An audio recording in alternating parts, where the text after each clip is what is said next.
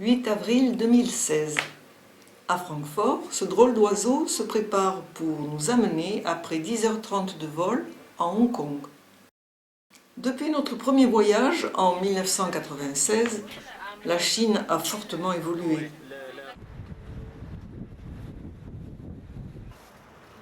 Premier constat, peu de vélos, peu de parkings à vélo, mis à part les Vélib'. Ils ont été remplacés par les 2 roues à moteur électrique.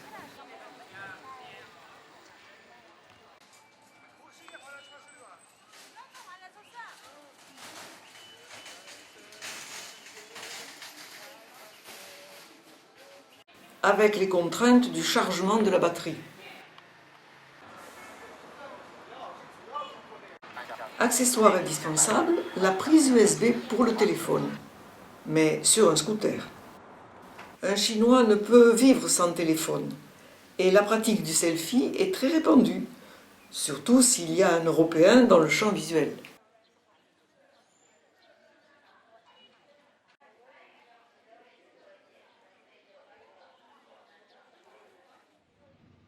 La construction va bon train. Nouveaux quartiers autour des villes avec des ensembles de tours d'habitation, des autoroutes, des voies de TGV.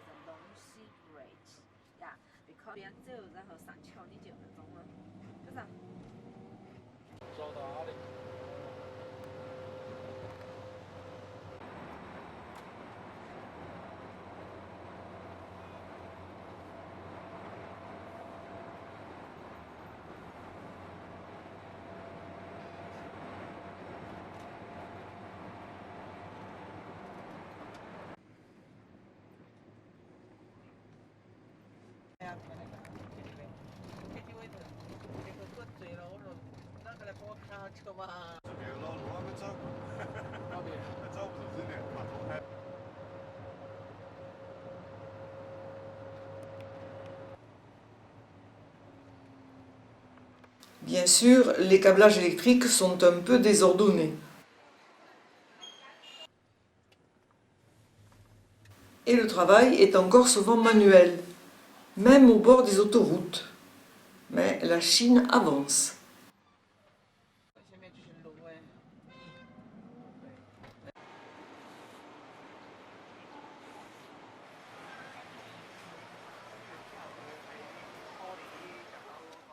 Comment on est passé du motoculteur au camion?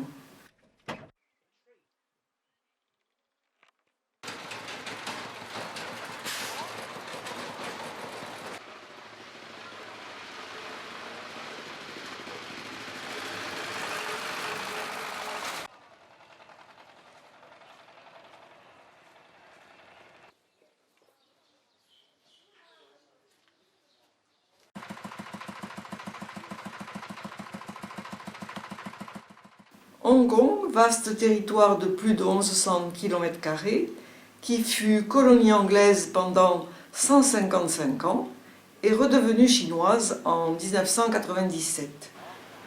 Son statut est cependant particulier. Y alternent des zones surpeuplées avec plus de 1200 gratte-ciel, le plus haut mesure 484 mètres, et des zones vertes, surtout dans les nouveaux territoires et l'île de Lantou.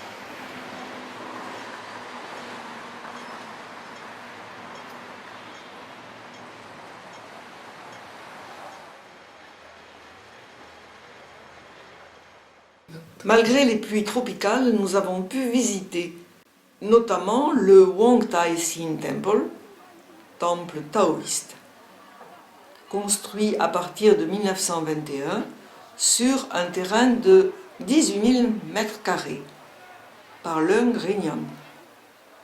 Le lieu a été choisi par un message divin de Wong Tai Sin. Il est maintenant cerné par les immeubles. C'est un lieu de prière très fréquenté et un lieu de repos et de méditation.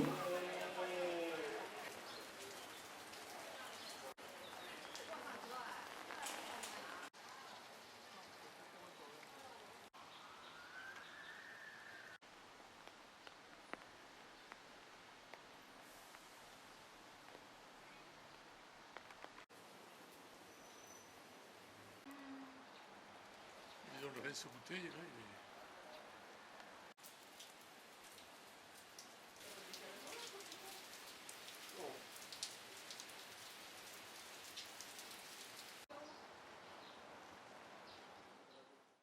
Ce monastère a été fondé en 1951 par le vénérable Yuet Khay et est terminé depuis 1957.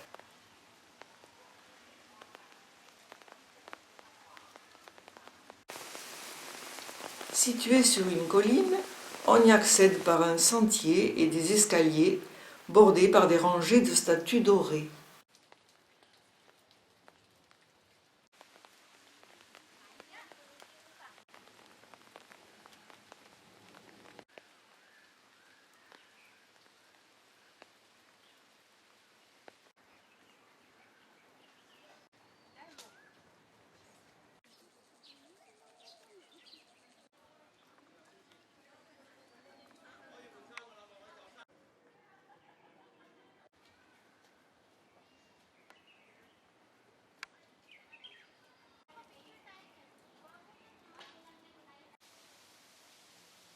En fait, je pense que l'escalator ramène pas du tout au même endroit.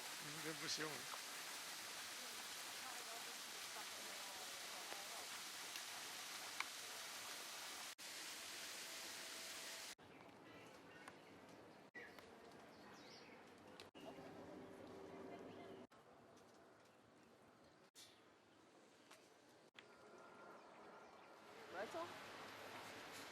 C'est la maison où dit le Bouddha.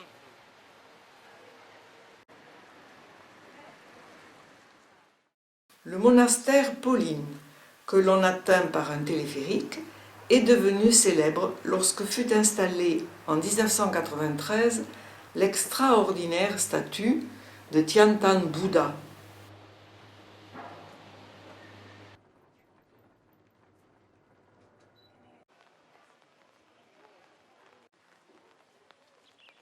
Cette statue en bronze de 34 mètres de haut est tournée vers le nord pour veiller sur le peuple chinois. 268 marches mènent au Bouddha.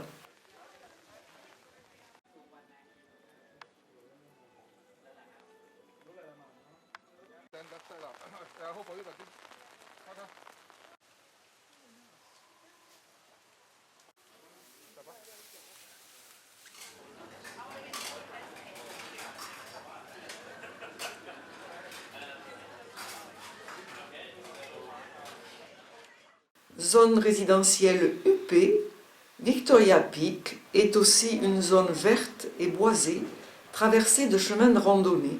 On y accède par un vieux funiculaire datant de 1888 et fonctionnant depuis sans aucun accident.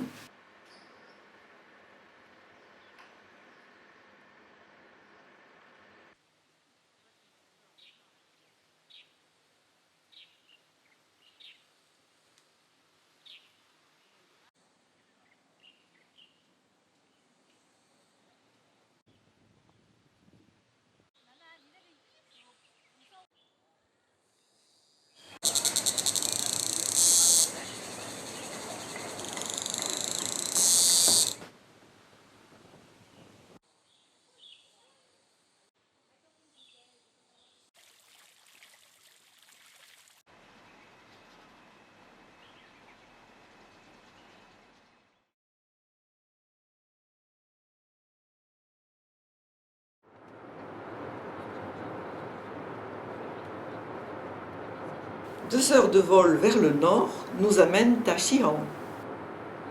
Cette carte présente les lieux principaux qui ont été fouillés et ont été le site de lieux de vie à différentes époques. Cette maquette présente le village de Jingqiai, tel qu'on l'imagine il y a 6000 ans. Le musée de Shanxi présente les découvertes faites lors de diverses fouilles autour de la ville.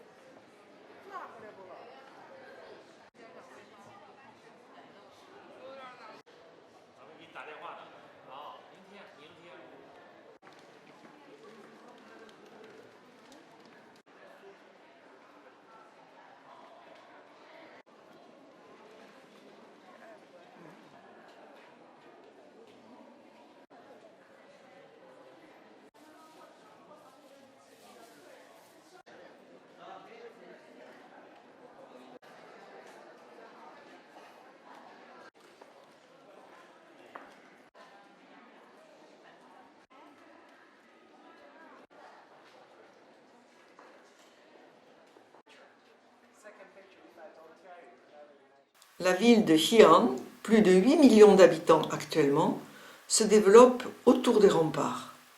Le premier fut dressé à l'époque de l'empereur Qin, à partir de 194 avant Jésus-Christ. Il mesurait environ 26 km de long. Le mur actuel, large de plus de 15 mètres à sa base et haut de 12 mètres, date de la dynastie Ming, vers 1370. Il mesure 13 km 700 de long et délimite un rectangle d'environ 3 km sur 4. Il est percé de 4 portes principales et de portes secondaires.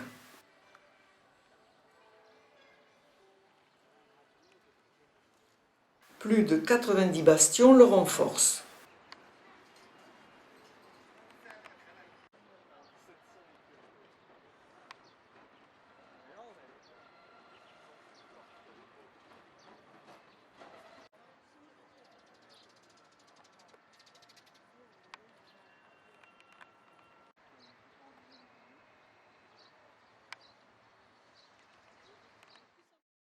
À l'intérieur des remparts, la tour de la cloche a été bâtie en 1384, sous la dynastie des Ming.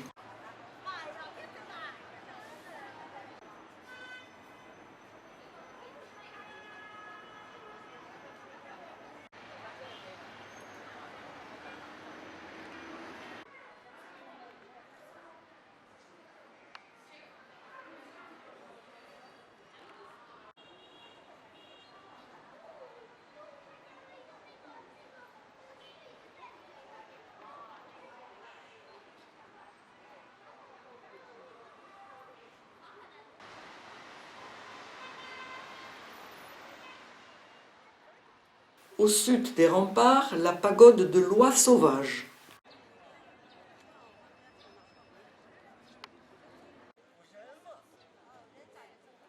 Érigée en 652, sous la dynastie Tang, une de ses fonctions fut d'abriter les sutras et les figurines du Bouddha ramenées d'Inde par Xuanzong.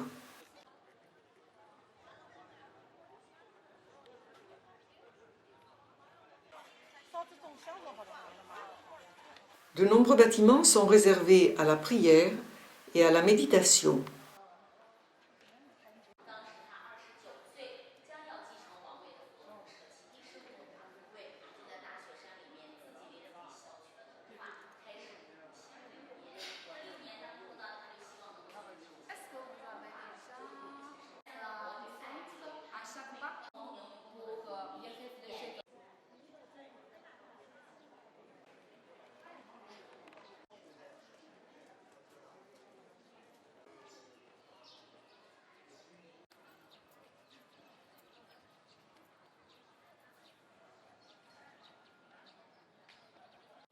D'autres sont destinés à l'éducation. Donc ça c'est l'école.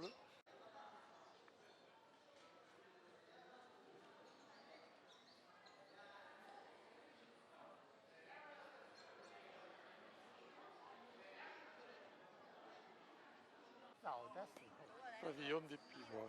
On y conserve aussi des documents retraçant la biographie de la dynastie Tang.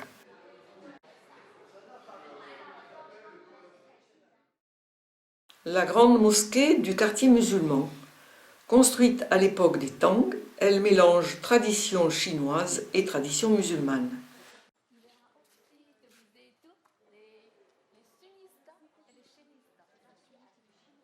Et en face donc l'ouest, la Mecque. Elle a été reconstruite en 1392.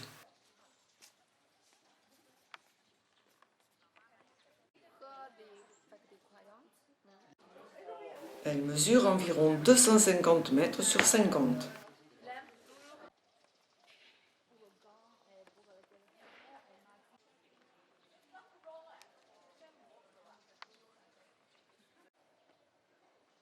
Vers la salle de purification.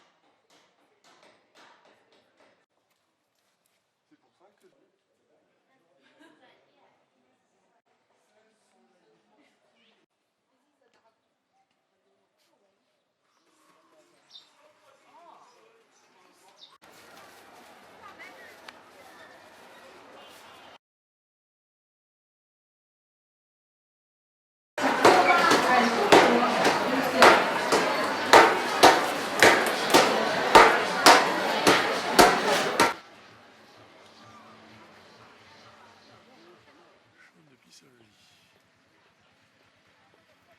Entre 230 et 220 avant Jésus-Christ, l'empereur Qin Shi Huang fit la conquête des royaumes voisins, réalisant ainsi l'unification de la Chine. Xi'an était sa capitale. Elle le resta pendant 12 dynasties. À une trentaine de kilomètres au nord-est de Xi'an se trouve le tombeau de l'empereur et l'armée de soldats en terre cuite qui devaient le protéger dans l'au-delà. Cette armée enterrée fut redécouverte en 1974. En creusant un puits, Yang Jifa trouva de la terre durcie, de la terre cuite, des pointes de flèches en bronze. Actuellement, 3 fosses ont été ouvertes et une partie des soldats a été déterrée et reconstituée.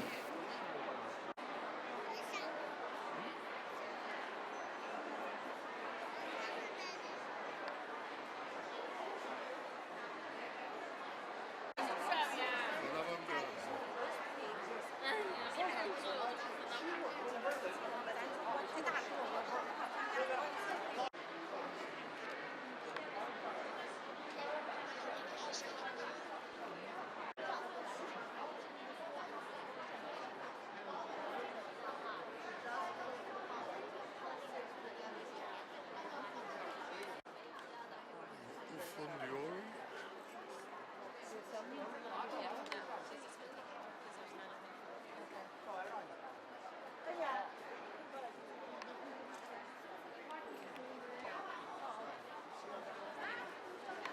Toutes les têtes sont différentes. On dénombre environ 7000 guerriers, une centaine de chars de combat et d'innombrables armes.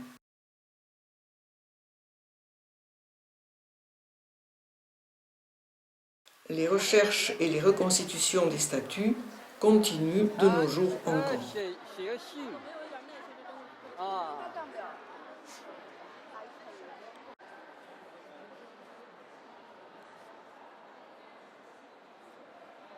Troisième fosse.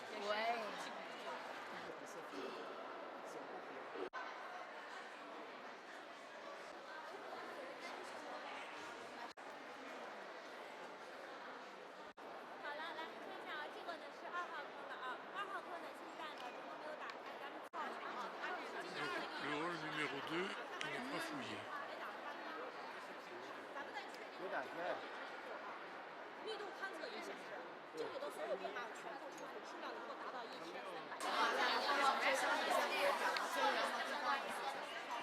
1300。Avant de quitter Xi'an, nous assistons à un dîner-spectacle.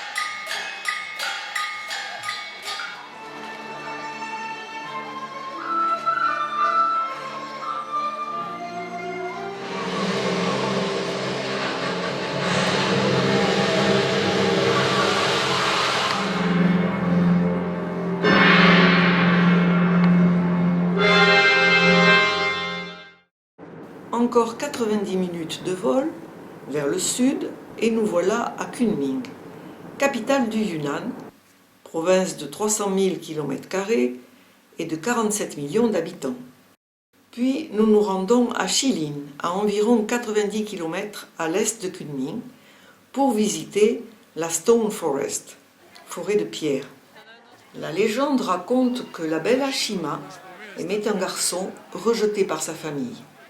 Ne pouvant l'épouser, elle se transforma en statue de pierre. Cette formation géologique est estimée à 270 millions d'années. L'érosion a créé d'étonnantes silhouettes.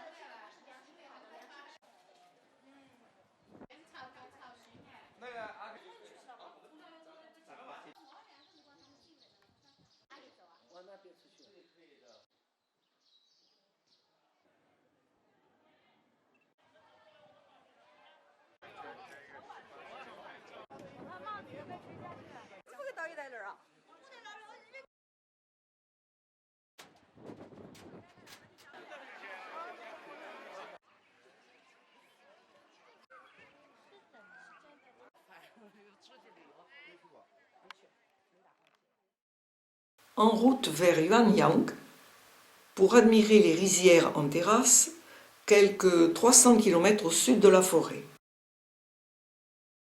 Ces rizières s'étendent sur une superficie d'environ 110 km².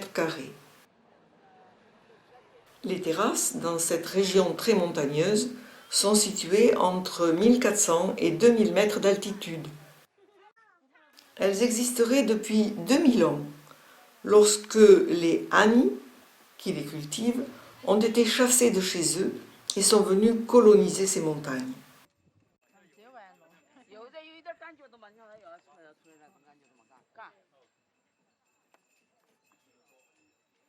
Les villages sont établis sur les hauteurs.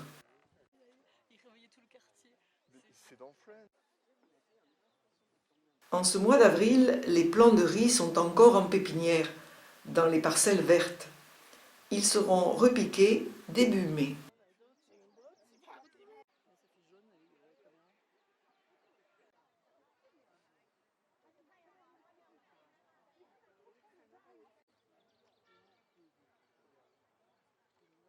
Pas de route pour descendre les terrasses. Il faut se contenter de quelques sentiers.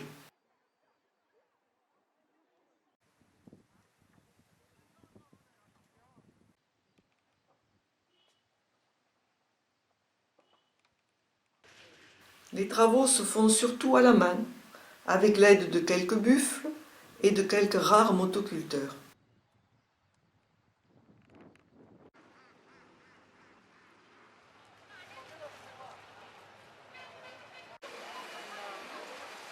Les Hani, une des 25 minorités ethniques qui peuplent le Yunnan, se reconnaissent à leurs costumes très colorés.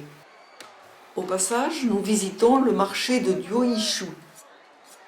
Les normes d'hygiène de l'Union européenne ne sont pas encore applicables ici.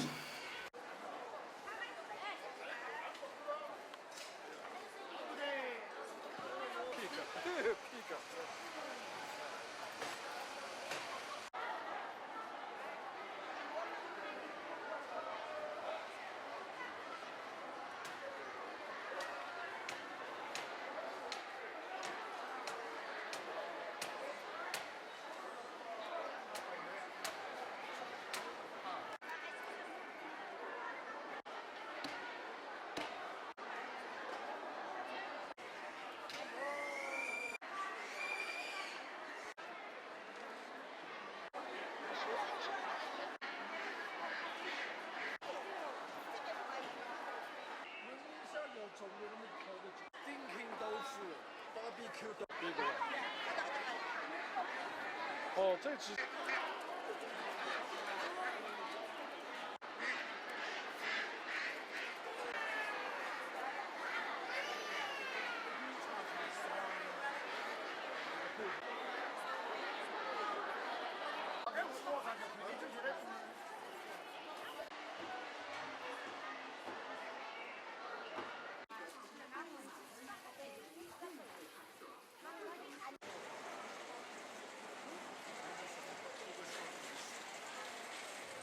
En remontant d'environ 80 km vers le nord, nous nous rendons à Jianshui pour visiter l'arche Shaoyong dans le cœur de la vieille ville.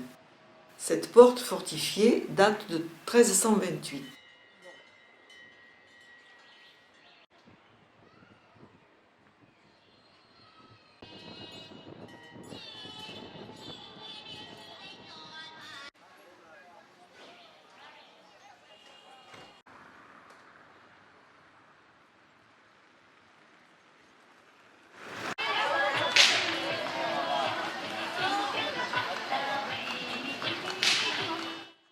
Le temple de Confucius a été construit en 1285 et couvre 76 hectares. C'est le deuxième temple par sa taille dédié à Confucius en Chine. Depuis sa construction, il a été agrandi, modifié et restauré au moins 50 fois.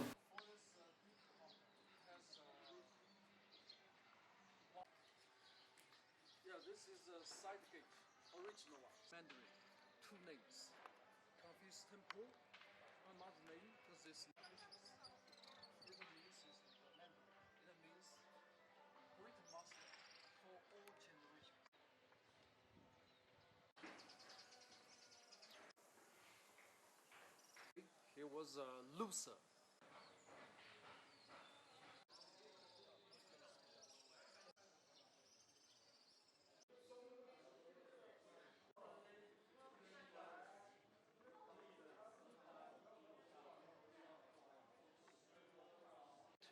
If some you see some men just speeches. Pendant sa vie, Confucius eut 3000 élèves. Ces stèles commémorent les 72 meilleurs d'entre eux.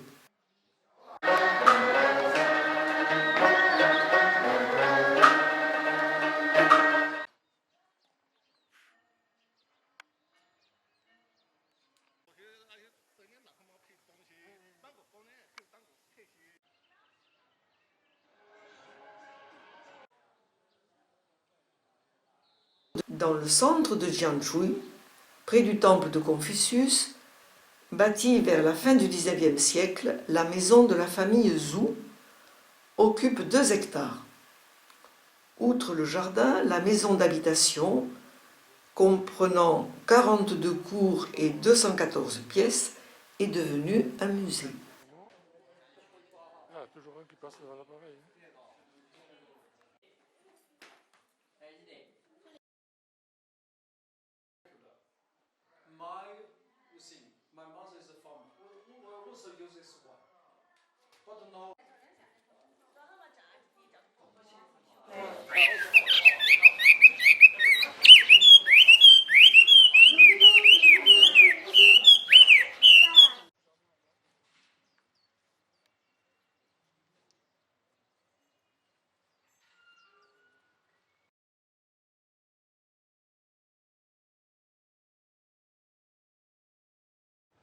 De belles autoroutes toutes neuves nous ramènent à Kunming.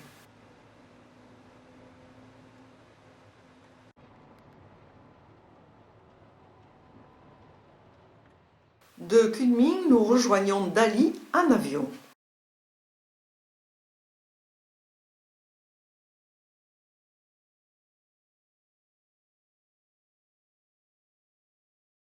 Avant d'aller visiter les 3 pagodes, nous faisons une promenade en bateau sur le lac Erai, jusqu'à l'île des pêcheurs de Jinchua.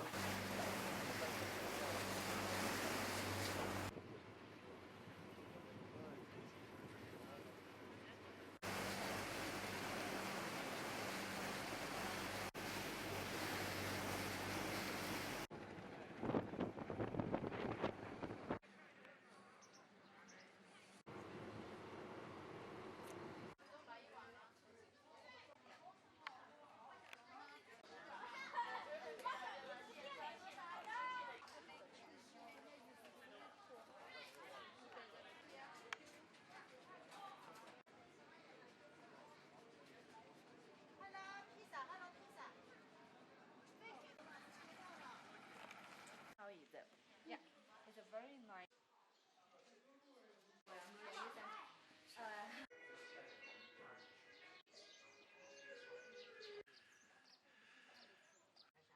Ça, c'est le Daisy Pavillon. Les 3 pagodes de Dali furent érigées au 9e et 10e siècle. La plus grande mesure 69 mètres. On l'appelle la pagode des 1000 éveils. Alors que la ville de Dali a été partiellement détruite par des tremblements de terre, la pagode a résisté.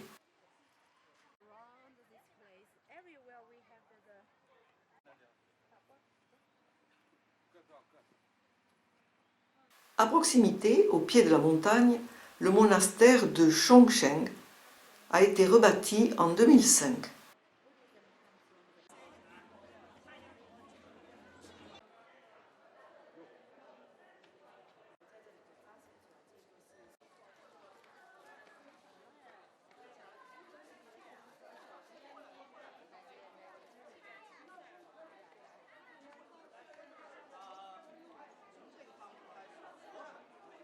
Il y a beaucoup de jours.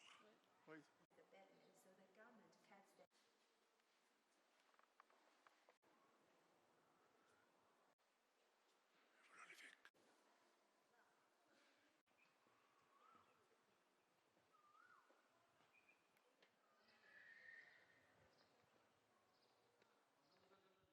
En remontant vers le nord, dans la grande plaine qui borde le lac, les récoltes de printemps battent leur plein. La plupart des champs sont plantés d'ail et de fèves. Après la récolte, en mai, les champs seront inondés et le riz sera repiqué pour une récolte en septembre. Le village de Shizu.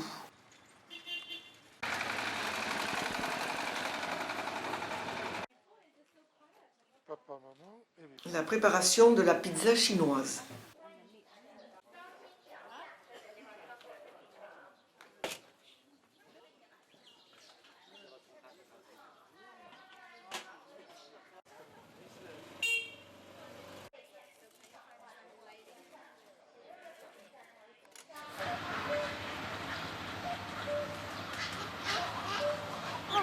Plus au nord encore, le marché de Chapin.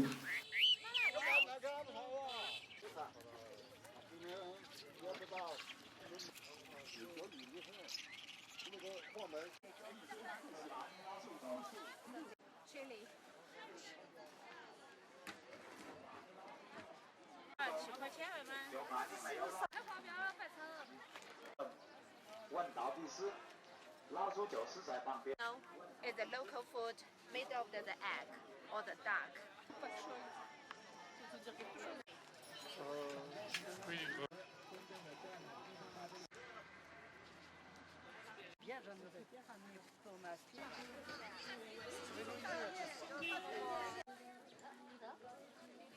Nous continuons notre route vers la montagne Shibaoshon pour visiter le temple Shizong blotti dans les collines. La montée se fait en minibus électrique et puis à pied.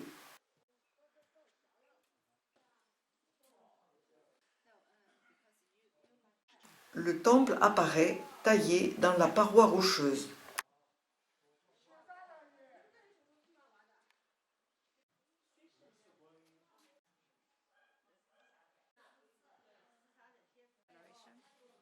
Father, have there's a lot of here. So thank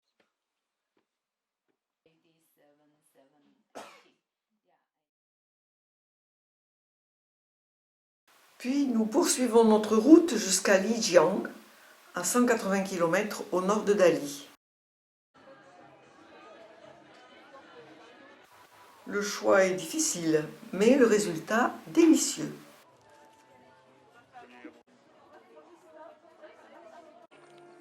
Ah, c'est original.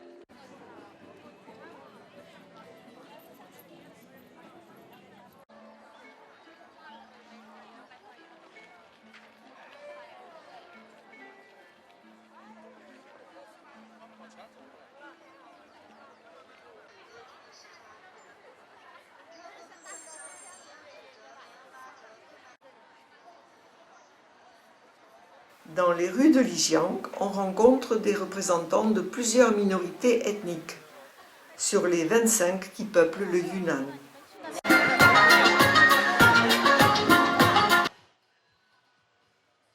Chaque ethnie a sa propre langue, sa religion, son costume. Des 3 grands fleuves qui prennent leur source sur le plateau du Tibet, 2 continuent tout droit vers le sud, le Mékong et le Salween.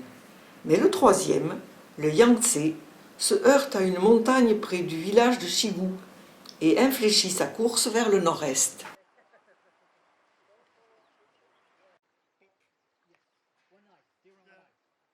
Dans le village de Shigu, les dallages typiques de la minorité Nashi.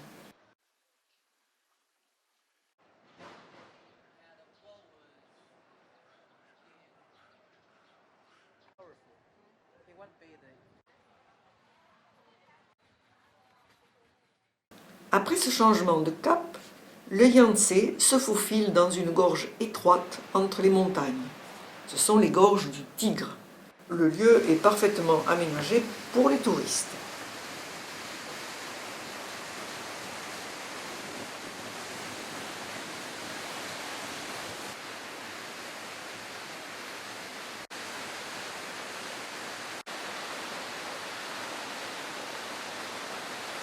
Un sentier taillé dans la roche suit la rive droite du fleuve.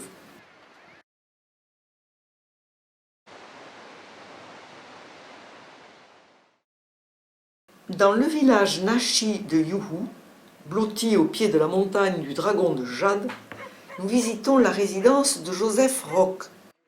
Ce botaniste autrichien, installé ici au début du XXe siècle, s'attacha à sauvegarder et faire connaître la culture de la minorité Nashi.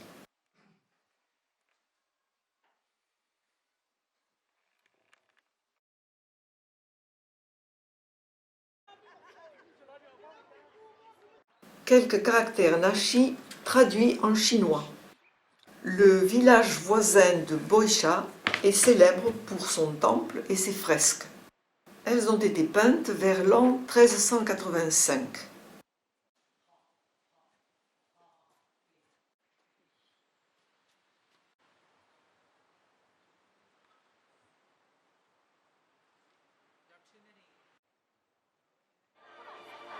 Pour terminer notre séjour, nous assistons à un spectacle à Lijiang.